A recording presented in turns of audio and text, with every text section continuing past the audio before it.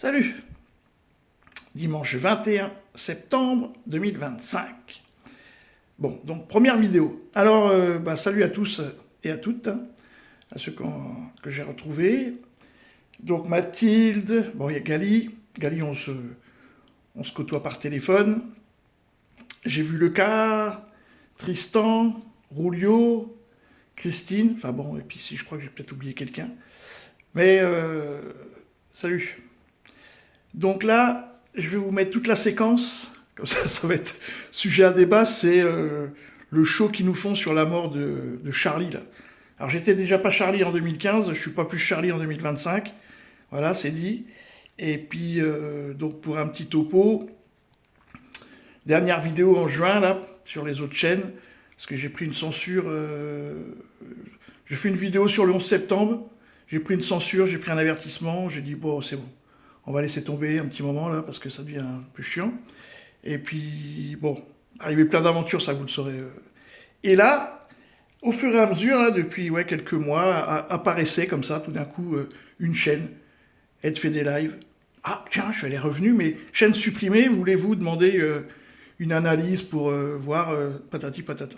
Donc les suppressions de chaînes, c'est pour spam, escroquerie, et encore un troisième truc. Moi j'ai jamais compris ce qu'ils ont fait, mais bon c'est comme ça. Et puis après, un mois après, arrivée la deuxième chaîne, Éloquence. Toujours pareil, chaîne supprimée, voulez-vous que? Donc j'ai dit non, parce qu'il y a des contenus. Bon, les contenus, on peut toujours pas en parler, hein, parce qu'on n'en parle pas sur les autres chaînes YouTube, donc on n'en parlera pas plus sur la mienne. Et donc là, aujourd'hui, arrive la troisième chaîne, donc le déconstructeur. Et pareil, voulez-vous, alors comme il n'y a pas de contenu, j'ai dit oui, 2 heures après, même pas 1 heure après, elle est arrivée. Voilà. Donc première vidéo, débat politique, je vous mets toute la scène, chacun se fera son avis. Charles Adams, bonsoir Charles Adams.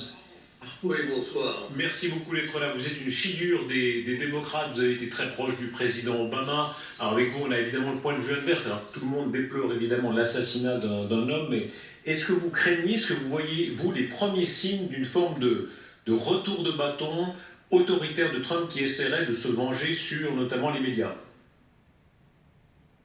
Tout à fait, absolument.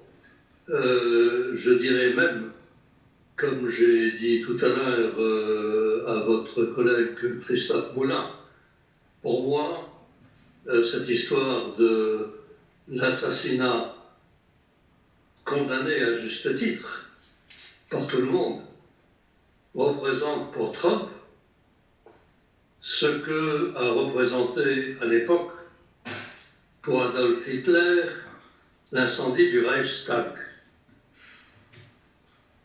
Le parallèle est absolu et il est évident. Est-ce que ça n'est pas dangereux, Charles Adams, pardon de m'interrompre, mais est-ce que c'est pas dangereux de s'aventurer dans ce genre de comparaison? Adolf Hitler, c'est la Shoah, c'est l'assassinat au plus haut degré. Trump n'a assassiné personne, je dirais. C'est pas dangereux de simplement de s'aventurer dans ce genre de comparaison?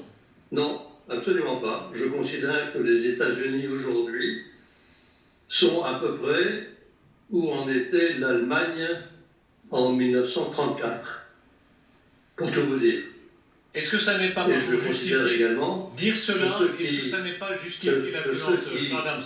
Quand on commence à dire des choses pareilles, disons les choses, hein, est-ce que ça n'est pas, si on traite un adversaire de Hitler, hein, évidemment, on commence à justifier la violence? Je ne traite pas Donald Trump de Hitler.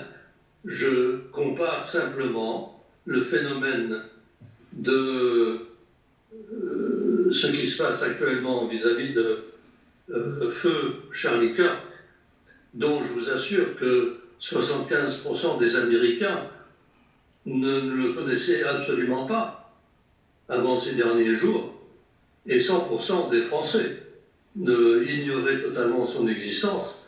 Je considère que la mise en scène à laquelle on assiste aujourd'hui